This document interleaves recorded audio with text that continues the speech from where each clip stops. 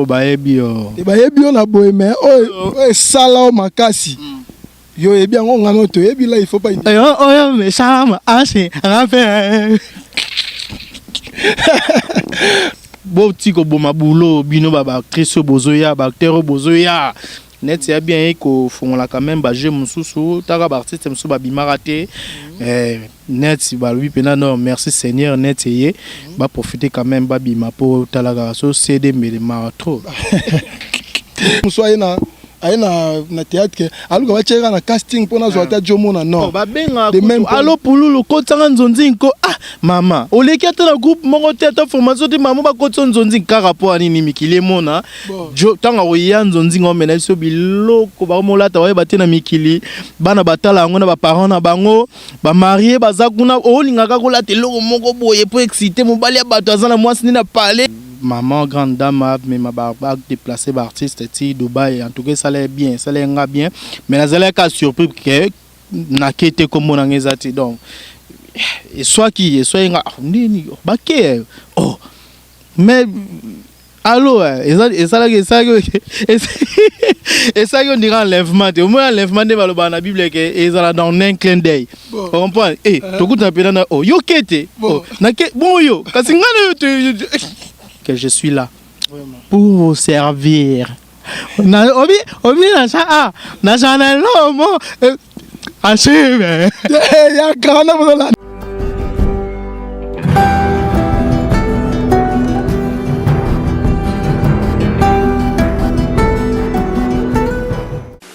Banamboka,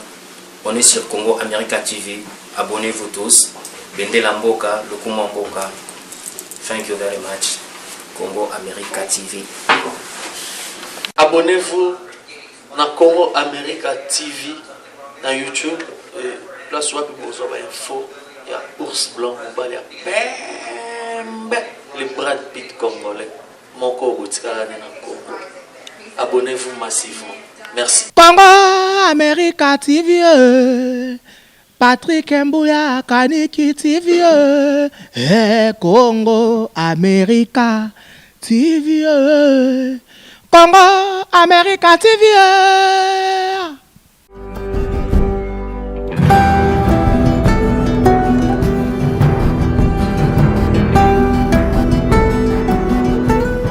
Salut à tous les internautes, salut à tous ceux qui aiment et qui suivent Congo America de lui-même Patrick Mbouya pas de 5 depuis States à l'Obika donc yende mukolo masolo vraiment Patrick Mbouya. Salut à tous ceux qui m'aiment aussi bien moi Bibien bravo l'artiste le premier artiste à la presse congolaise de Alobarakaka. En tout cas tu me sens tout le temps même nos informations tu me sens tout le temps ko même nos éléments obo sepelara obo sengara na ndenge kaka musala na biso sengara etambola to panzara to kotara to lukara niveau nyonso pour que enfin bozala informer lelo tozala moko ya ba grand artiste ya mboka na biso Congo o depuis un temps Mekai kozala vraiment lisu ndenge vraiment zala quitté comme auparavant mais maintenant là Tokyo bengo de retour te bona aller na ka outine place demain sauf que ndenga tike biso moi suspense avec force Mikolo Marambo ezo ya biso bandenge mo donc là on va découvrir invité na nga lelo je pars à saluer mon vieux Willy Lukanga Easy Cargo levé Kundulu na kati state wana kaka famille Mbouya Mobimba bibien bravo le labino fort à saluer bino brother Swami na Chine Naomi Levande wana o basimba bibien bravo Henri Mundele na kati France en tout cas on a mon ami cher on est le pambulelo simbi caméra tout que ça oyinda tout ça a vraiment la mimosa au bord du fleuve tu vois que on est le pamba au balancer les biso ma image pour que mon ndenge marambo vous mezo les cadeaux qui moi décor à Congo ça va bien. Mon invité d'aujourd'hui c'est Chico Pululu. Chico Pululu na que tant tangi combo monde entier va découvrir mbalamo va comprendre donc OK coup gauche à droite bona Chico Pululu un artiste moi ebané déjà moi trop bonjour Chico Pululu ndenge ma tonalité senga fo e bengama tona Chico Pululu bonjour neni ga santé kimia ça va wangu yo lobilate moi litama aisance vraiment kobo manzoto pour prêter soin babi Pululu bimisa aspect net ba musique na ya pona mo beta be chantonde te zara ko baka ko za la propre et voilà quoi tala mokili talo ebite na nyazo tala ngo donc faut avoir présentable que pas tout temps ba tala ba mona que azala peu propre voilà quoi. Bato musu andima te ke pululu ma owana akoma sonde ni na scène ye aura vraiment ba mona parfois na ba émission. Ye kaka ezaka déguisement. Ko se positionner sur scène, ko se pelsara public parce que ngana za secret c'est que ça public na ngana secret à ko faire déstresser public na ngai donc secret ka ya ngwa. Ouais, na biki bato balanda na be monsieur Belé ba yoka na bango déjà expliquer bango inspiration ana to gouane utawa pipona o incarner rôle wana ki pulu na théâtre. Maintenant linga tel mais la première photo ya na Congo America o meka ko sola bisongo un peu mukie. Pulu le jeune mo bogar jeune mo mas na hotel a swag tout ça mais andima na yaka a incarner neka rôle ki zengi. Et elle a dit à quoi? D'abord, premièrement, quand on a bien abondé bizengité parce que baza ba homme vivant, baza na sang rouge net biso sang humain, baza ba humain. Donc problème zaka que baza ba handicap, tu comprends? Donc baza un problème quand il y a handicap et on a bien abondé personne vivant avec handicap et nzambe na linga baza la bongo sko nga na linga ki fallait na marquer logo mobo oyo et salamate na monde na biso ya art tout ça la oyo ce qu'on appelle le théâtre mais en réalité c'est pas le théâtre tu comprends na art tout ça la dramatique oyo na linga ki un peu na se démarrer par rapport à mutu na mutabima na rôle na ye mutabima na caché na ye et nga fallait na sala quand même logo mobo na voilà na bimanga kaka na bima dans voilà. Donc tu voulais faire un peu une différence là. Différence, voilà ce que j'allais dire.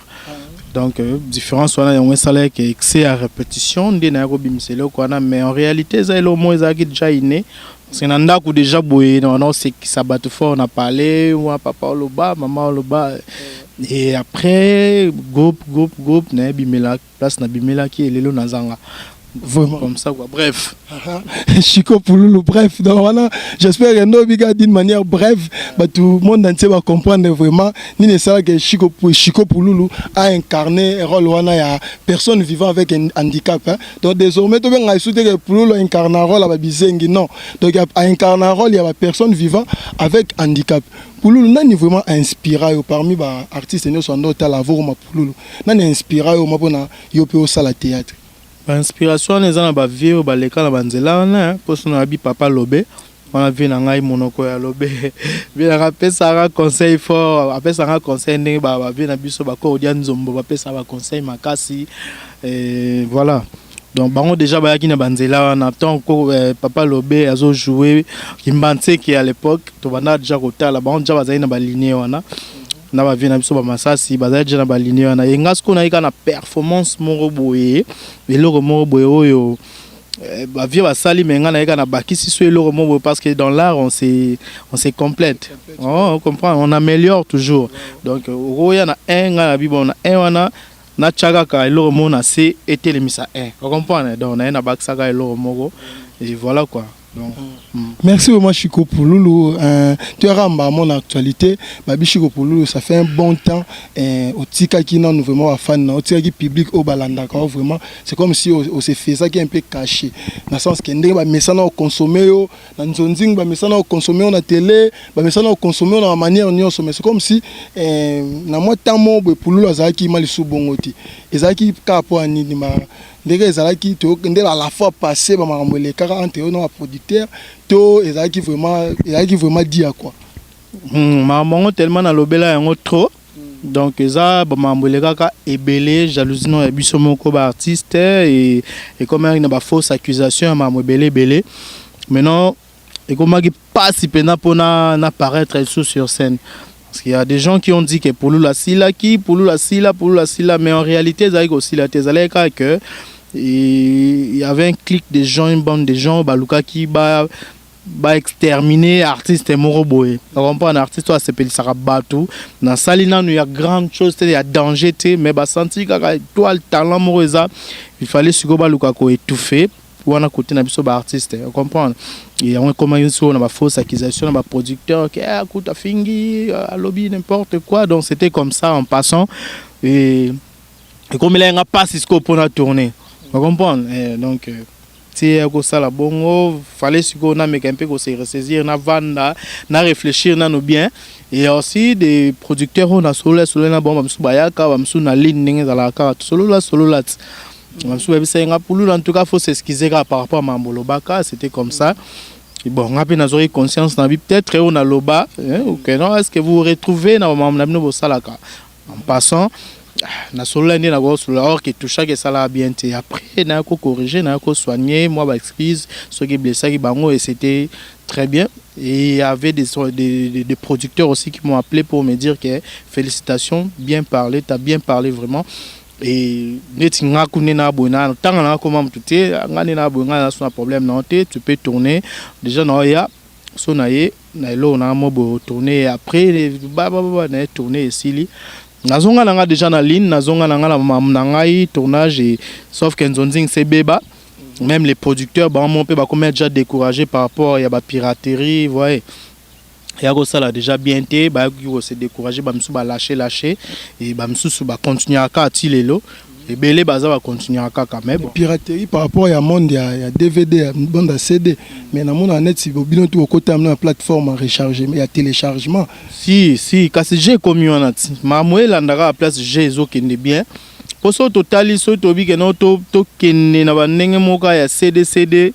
Et comme a déjà bien été. D'ailleurs, quand on a mis qu'il est déjà comme il a ba CD, on comprend. Et ko buka ba CD parce que comme il na ba tumususu ba mamwe belé to ko le belate, on comprend. Ba bi que non bon ba généraliser ba tout le monde. So ba Monica face mon a CD, na yo mutozali na mama mususu, na mutozali te ko buka ba CD. La piraterie le sous ça là ba tu ba habiter net.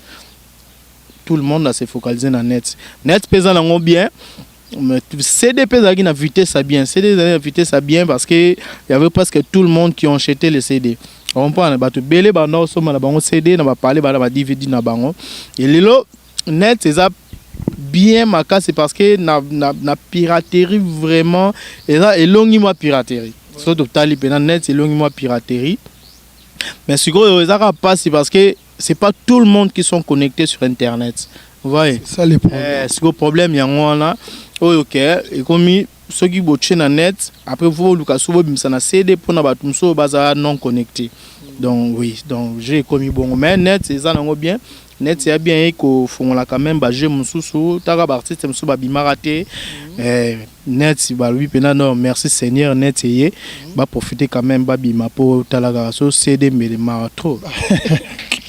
Vraiment, Chico Pouloulou. Mais Babi net ka net sango et continuer au tio lo bana bi ko chubi be ba misusu. Babi continue. Voilà, sans polémique. Ouais, sans polémique, mais c'est normal que au chuba parce que tout le monde a appelé à théâtre lelo et quand tu as vraiment quelque part dans mon boulot et que n'importe qui a qui ça art même si on a beauté man on dit même on a passionné en que ça n'est art. Tout le monde a la réalité moi si je suis na théâtre alors va tirer na casting pour na zoata jomona non de même allo pululu ko tsanga nzonzi ko mama oleki ata na groupe moko te ata formation te mama ba ko nzonzi ka rapport ani ni mikili mona jo tanga oya nzonzi ngomena biso biloko ba molata wa ba te na mikili bana batala ngo na ba parents na bango ba marié baza kuna olinga ka ko la teloko moko boye pour exciter mobali ya bato azana mwasi ni na parler azana bana ba otala yo mais to sala boulot nenge sengeli boulot nenge wa porter c'est pas que pour lingo faut ça kongonyo sur libanda jip moi mukuse mi penenyo et même coutu près de sexe mon non bo tiko bo mabulo bino baba actrice bozoya ba acteur bozoya biso tonto e ba mango ezai pe boete biso ezai pena que producteur a bengio oye au travail boulot no calme mais mutu wana zoya après on bon donc bango ba bongo ngala benga bon merci net. On a bien bon merci net pour tara benga trop senti que benga pena kota nzonzing utalisi mama oza former tenité ma besus que non ba producteur monsieur comme bongo ba comment il bongo que mutu moko joie na été à sala na été ka peut-être à dîner ka dépense aux filles mo ba joie na té à cotiser mbala moko ezo bo mabulo pa ba nigérien au monde en oti pour les kabongo kota na ba Nollywood wana o bana neni. Il faut talent. Il faut un talent, il faut une expérience. Il faut dans la CV moko pena donc kemba bien. On comprend mais biso lelo to boma culture en biso moko ozwaka batu mo ngai babiloko na ngawe bima oyo les gens bateau musu ba côte na groupe na nga ba sali bazui temps pour baleka parce que ça boulot nga na zo présenter na mokili na olinga te za eloko mo boye que batu batali bo babi o suna nyango na groupe ne groupe apololo bako zapper pour na petit mo boye kana chewa no zo mpano nga olinga te ke eloko na ba zapper parce que ça art ça œuvre d'esprit ça eloko mo boye na publier mikolo batu ba mona pololo na monstre mo boye donc ngala benga eza ba chef d'œuvre ta titre na eza le chef d'œuvre de Pululu donc ça dit biloko tout na beti mikolo yo tango bima bomo na ba titrage na eza le chef d'œuvre de Pululu parce que il y a le bidango Chetani Golabi beaucoup font des œuvres mais peu laissent des chefs d'œuvre parce que ngala beta ka ba biloko etikala ba chef d'œuvre vous comprenez parce que faut dans tant que sur scène faut lancer le comme bonnet ball bano que non en tout cas faut jouer le parce que mamozo aussi la lelo et tikala aux asouté scène et tikala sous exister alors il faut suko ba noter ka nostalgie ko bouler sur le quoi on a faut ça les lo comme robo tikala nostalgie tikala chef d'œuvre vous comprenez yango sko moni Mikili babi Pululu to sepeli yogu olobi na zongit. On comprend donc excès ko vanda na réfléchir na bi mais non les gens pensent que Pululu asili là mais non ngala silité conscience ngelo manga ke na silité elo nini boya lesko fallait ko matraquer fallait ko ça elo mo boye na habité batu ba otala batu ba comprendre que non il y avait un artiste qui était absent. Et il est maintenant sur scène, il est de retour. Parce que Badbano commenté que Pululu est de retour, mais je n'étais pas de retour. Là, maintenant, je suis de retour. Donc, vous allez comprendre qui est l'artiste Pululu. Il a plein de talents pour contester. Et dans le cas en vouloir en noter, mais bon, c'est là sur le blog, bon, on a télé, bon, on a bien mon pena, ah non, c'est un artiste. À part dans ma art na biso dramatique yo bon mon asko ba face dans paix ça peut être bon asko otala ba nous les maman vraiment nyo so te olobelango en tout cas Chiko Pululu ndeka olobi wana na bi ko obeti be dia moi flash bani ko tendule ba to be ba découvrir ba non ba découvrir te Pululu à la peu musicien et bien le ba découvrir parce que tout mon avait dia moi ba single moi bo piso boka na bi te ko tendule be c'est que ndenga force ko ya na force wana c'est ko yeli bon peu biloko et ça lui coûte bien ne maman est traîner qui pour na boire parce que ba si tu me soute soleil penande ezalate parce que ça œuvre d'esprit na ko boire quand on te bon na net sans que na zo quelque chose pendant que ngai na bimsi sueur na ko benga bateau tout là et ça qui est un peu dur pour nanga et coïncider quand maman qui na comme pe na fin en studio na zo boire quand on so malamoko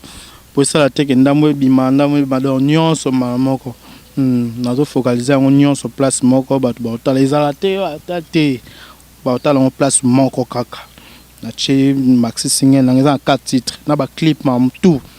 ba otala qualité ba otala fond ya marambo et salami et les gens vont comprendre que Pululu c'est un artiste batu musu ba ozasko idée ba peut-être ba chasko la mettre dans la patte pour na komeka un peu ko soutenir parce que nyonso wana na sali on ngamo na ba effort personnel na nga pour na olinga relax ba tuke il y a encore du talent, il y a encore esprit moko boy créatif et voilà quoi. Vraiment l'artiste Chiko Pululu vraiment c'est un artiste talentueux là il faut signaler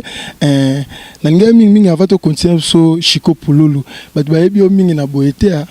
batu bayebi na ndenge mobo soki obetela wanta mwelo mobo ba sepela ba wana bana bike ba ozelela en fort bango bayebi na boye mais o sala o makasi yo et bien on a notre et bien là il faut pas mais ça c'est vraiment là on a soufflé vraiment alors mukia kaka mesel makambu vraiment Chiko Pululu to ke no pe mo mukia na mo mupanzi ndambu balobi maman Olive Lembe amemba comédien na Dubaï absence ya Chiko Pululu et là qui dit kaka parce que on a moi silence to maman Olive a santé que yote parce que ba o wana so ndenge nini ezaki madia quoi pour na oki ke ba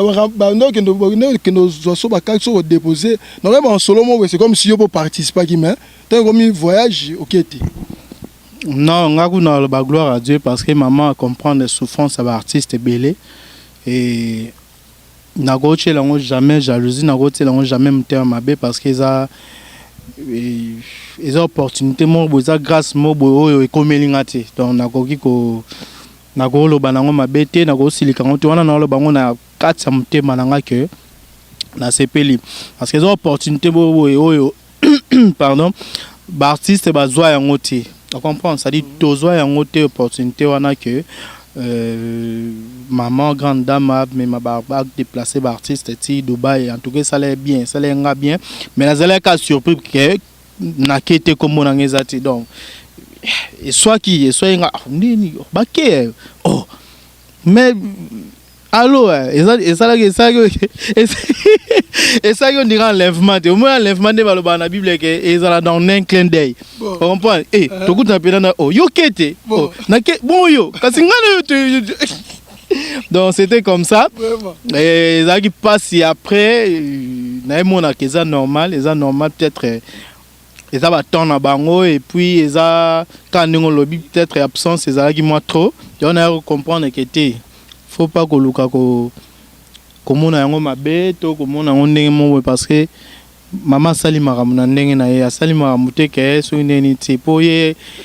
aza déjà talaraka muta corrompre azate kete amemanga ipo te asala mamna ndenge na sentiment na ye ayebi pourquoi sali yango ngana lo peut-être amona ki eloko mo boye pas artiste parce que artiste c'est bazar qui un peu humilié trop comprendre. Maman zo sala ngana lo bezaka ko valoriser culture na biso art eza culture ya mboka on comprend et culture ya mboka ya on est miroir ya mboka parce que là où les artistes se déplacent ba memara komo ya mboka memara image ya mboka donc lorsque les artistes sont bien entretenus et je crois que image ya mboka ezala toujours donc merci maman, que Dieu vous bénisse. Vraiment merci notre première dame maman Olive Lembe. Mon grand lobby n'avait merci n'a pas merci seulement de la part de tous les artistes et puis nous espérons que la prochaine fois peut la pas maman facilité il y a une maman ya action et puis que maman zala tout le monde avait été ba chico pululu de la part peut-être ya maman m sugu na kati ba state donc peut-être à la prochaine fois Inch'Allah maramu zalaka selon Nzambe biso to wela biso za pena maramu ya mutema pio likuna na mutute jalu na mutute donc ça dit Nzambe va tracer maramu na ya wana vraiment chiko pululu ces derniers temps ndeka tolobaki ke maramu zongi vraiment ndenge zalaka maintenant ozo bosser ndenge nini ozo bosser continuer ka ba maramu yo moko oza inclin à groupe mo quelconque to ça ma parcours na yo mona groupe na non honnête groupe ni ngana ko kota ngako kota peut-être sous label mo bo de production oui nazana place nazo banda par ngamo na chaîne nga donc marambo ezali oyo ke bato ba découvrir ba savoir faire ya pululu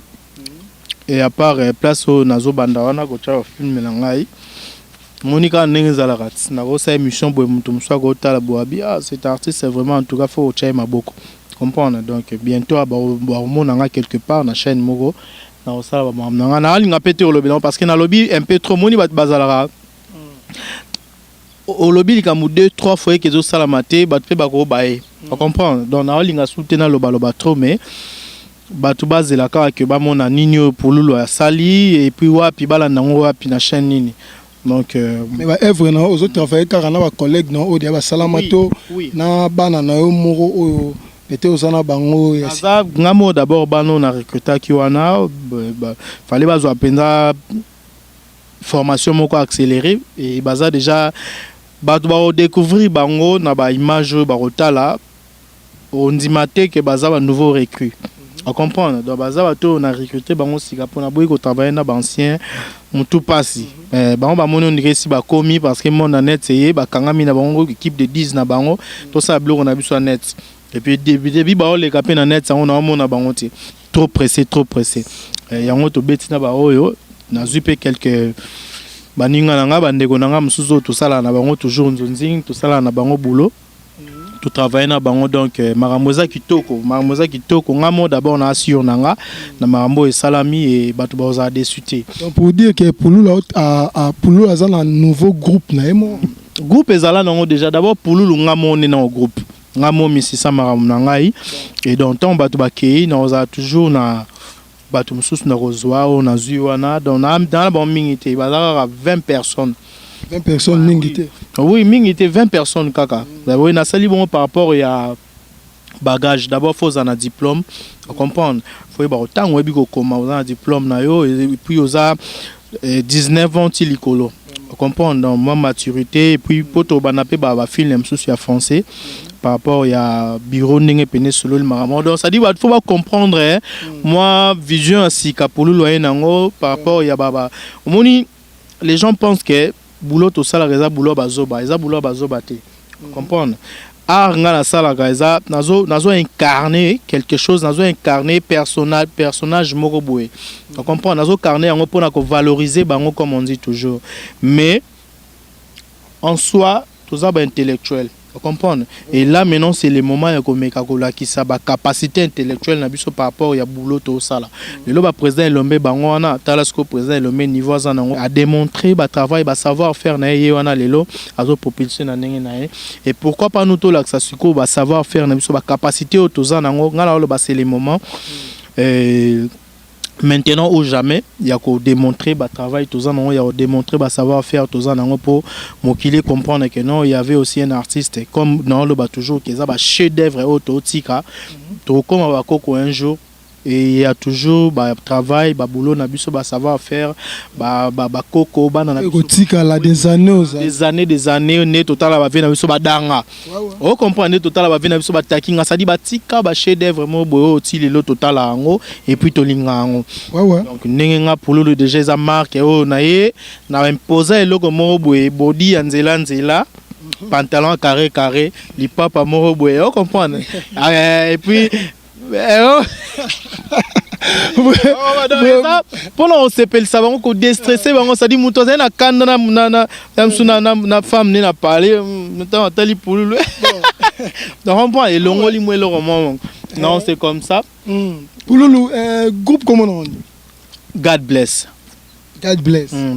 Nzamba à bénir hein Dieu a béni et là il a comme mon sous mais pendant dans l'équipe à période morobo na passé na ba épreuve morobo on a longoli comme moi na tchango maman God bless donc God bless Dieu a béni. Vraiment Chico Pululu na yebi ke tozo ba numéro miso ba émission sentiment émission bo ça la netoko bara au moins pe bo bani to lexing ngati lom na tongo parce que na yebi ke bana poto nde baza bongo baza vraiment ne sengo baza tellement content ya Rolanda Chico Pululu ne élément na biso oyo j'aimerais que peut-être que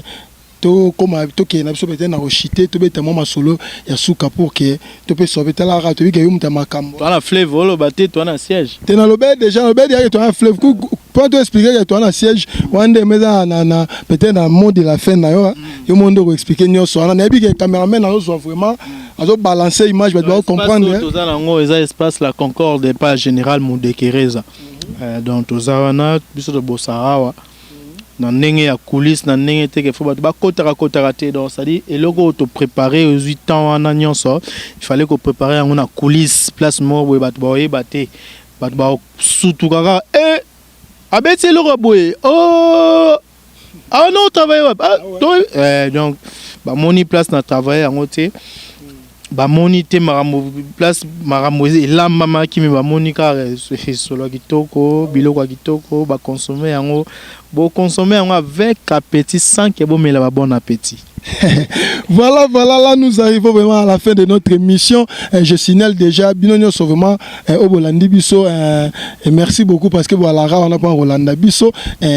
ba salutation isusu na batunio so ba pesa atteint bon pas Rolanda Congo Amérique vraiment abonnez-vous massivement vous serez jamais déçus avec votre serviteur BBM Bravo votre premier artiste à la presse congolaise né à Lobarara. Pululu mot de la fin nao programme ya mouvement ndenge nini programme groupe non plutôt et ndenge nini ba programme ya ba biloko so bombela bango et obimaka et puis bazela nini o bombel bango et puis na moi au compléter na part na yo mo pas to chiter na biso na élément ouais donc na na pesika ba remerciement na bandeko tu ya mikili o batika nga te na moment ya absence na ngai na bino botika nga na moment ya absence na nga bona ozelaka pulula zonga po ba dédicace zonga donc na betaki bete na nga ba bluro ya mike na ba groupe mosusu na betaki na nga. Et là maintenant c'est moi-même nga morosko maramuna ngai boni bo anotala œuvre de l'esprit o ya nga bomona siko savoir faire ya mwana na bino ya na bino ya ndeko na bino. Donc bozala déçu jamais na pesi ba mbote trop na Rebecca Toto ba diamant Rebecca Toto ba diamant moi so azo saigner diamant na nzoto na pesi mbote na maman leki na London mère aleki na London na bobo sanote mère na biki yo solo la et na pesi mbote na Clarisse Bicotele Bicoteles moi so azo saigner beauté na nzoto zo saigner nire Bicotele famille Bicotele mobimba na bosante Guinette Cindy Bicotele na bosante Sandra Bicotele Coco Bicotele maman na Mary Forever na bobosa na yote na pesi mote na Donald Longange fille à catalogue na pesi mbote na sadi batu tout balingaka Chiko Pululu et pourquoi pas ya nanga Roger Swing et papa ya Roger Swing venanga na bosente ya Kes Milambo ya Kes Milambo yo pesa conseil trop merci et venanga Alobe monoko ya Alobe na pesi bambota trouvé merci pour na conseil na yo via baleki wana via baleki papa Alobe kando monaka papa Alobe na bosanité Cordianzo mauvais ba message miko na mona TV na Cordianzo mona lela fort et voilà à tous mes amis bazan en Europe partout je vous salue et na pesi sous mote na bandeko nyonso balinga ngai bandeko nanga boza ebele petit nanga Charlie Lumière na gobo sanote Rabi Koda Ismaël Marnochime autrement dit Yves Somme et donc boza ebele na lingi bino trop bombel bango nini ya ba ozelo na bombeli bino ba grande surprise ne na lo baka ke bo consommer yango sans que bo mela ba bon appétit donc bo sepela vraiment pendant que tant nyonso et les cas qui nazaki bras croisés donc nazaki absent na misu na bino mais en réalité moi j'ai travaillé pour na couper Sabino le meilleur de moi et là maintenant je suis prêt. Il y a au service bino sur table donc bientôt d'ici là vous découvrir ba bonne chose vous en dessus. Donc on a lingi bino trop Canada donc ça dit monde entier Australie partout WhatsApp plus 243 81 54 52 249 plus 243 81 54 52 249 donc voyez bien un coup de G vanda bino na moto mais tu rappela quand même sous Pululu neni numéro là donc Facebook ezara neza la Pululu Chiko et voilà quoi donc boza dessus na répéter que boza dessus na mambo elinge bimawana bomo na bino moko ke et na bosa nité moko prêtre partout ça partout ça donc il y a eu un big salutation na yo na maman na parlé bana donc bambote na bino ngona et voilà quoi. Vraiment, merci beaucoup. C'était Chiko Pululu. Chiko Pululu, l'artiste est talentueux. Chiko Pululu, l'artiste est talentueux. Vraiment, merci à vous tous qui nous suivez de partout dans le monde. Merci à mon vieux Willy Lukanga, Easy Cargo, le vieux Kundulu. Merci à Brader Swami. Merci à Naomi Levande. Merci vraiment la bino nyonso. Vous soutenez vraiment BBM, bravo l'artiste. Merci vraiment la binonyoso. Balobi pia même les caméramans incontestés. Azala gite maïga siko abotoli vraiment nel pambu caméra. On a pia même au balancer la fleuve. Au moins Pululu, Chiko Pululu abosa au bord du fleuve. Nangena bosana Elodie la maintenance. Babi Elodie la maintenance mikolo Chiko Pululu la zongeli na dédicace pour no lobake. Bosana ki mukemenga na bosana ki ote sadi bino tout bono soutenir Pululu na conseil bino tout bono soutenir Pululu na ba ko fortifier nga que non absence na yo boye ko le maté zalaka bongo et donc na ba conseil na bino fortifier nga pour lelo na za sous devant micro pour no lobana bino que je suis là pour vous servir. Na obi na ça na janelo mo Achille, ya grana Rolanda. Facile là. Vraiment, c'est l'ambiance de Congo America TV. C'est comme ça, et biso dans la boy Congo America chaîne à Bajen, on collabore comme ça avec des artistes. Artistes au Bajen, artiste va se comporter ba Chico Pouloulou, artiste va se comporter ba Rolls Niance, artiste va se comporter ba bébé Wemba Neymar. Donc tout ça là vraiment parce que c'est la chaîne vraiment constituée de jeunes depuis pendant vraiment na yemoro les boss Patrick Mouya pas 5 tina ba biso ba oyo. Donc c'est comme ça vraiment merci na bino nyoso bozaki wana pona Rolanda Congo America TV de lui-même Patrick Mouya pas 5 bolanda biso ra trop boza vraiment décider bozoa biloko boye moi trop vraiment bozongo vraiment moi trop. Là je signale que Kalaté a DV loterie ezobima chaîne oyo Congo America TV et sunga rappel ba oyo ba longa DV loterie mais parfois a habité nini fois ça là pour qu'à comme na point ya ko comme na state quoi. Donc il faut contacter ba numéro eza na serana en tout cas aux orientations et puis on a vraiment pris en charge au sala qui au comme state sans problème vraiment au sala ba ndenge za la. En tout cas merci na bino so bozala ki wana merci na bino bo soutenir biso bo continuer au benga bien bravo par numéro les affichés wana ba suggestion ba conseil na bino et ça la vraiment bien ça la biso bien bon continuer car bon pour aujourd'hui moi bien bravo l'artiste votre premier artiste à la presse congolaise et mon équipe toute mon équipe constituée de Onel Pambou Pia Memba et dash nous vous disons bye et à la prochaine. Pia Memba zulanga mabanga donc ça vraiment bien. Je suis un caméraman na biso maman. Ouais. À pose du propre.